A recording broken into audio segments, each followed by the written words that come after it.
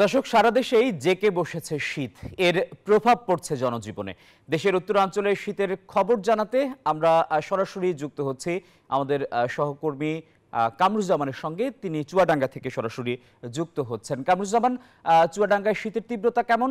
গ্রামীণ জনপদের খবর জানাবেন।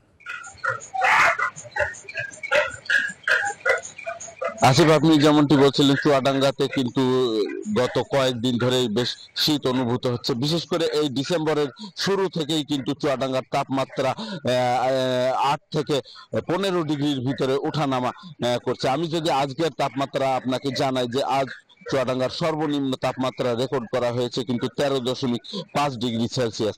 এই সময় কিন্তু বাতাসের আর্দ্রতা ছিল 98%।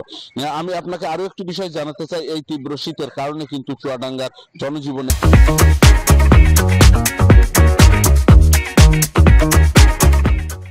এক ধরনের ভোগান্তি নেমে এসেছে। বিশেষ করে খেটে খাওয়া নিম্ন আয়ের মানুষ যারা, শ্রমজীবী মানুষ যারা, রিক্সা চালক, ভ্যান চালক, এরা কিন্তু এক প্রকার দুর্ভোগে পড়ে গিয়েছে। তারা যেটি বলছেন যে প্রচন্ড শীতের কারণে তারা কিন্তু তাদের মূল পেশায় যথাযথভাবে আত্মনিয়োগ করতে পারছেন না। তাদের পেশাগত কাজ কিন্তু ব্যাহত হচ্ছে। একই সাথে তাদের আয়ের পথটাও সংকুচিত হয়ে আসছে। আমি চুয়াডাঙ্গা সদর হাসপাতালে খোঁজ নিয়েছি।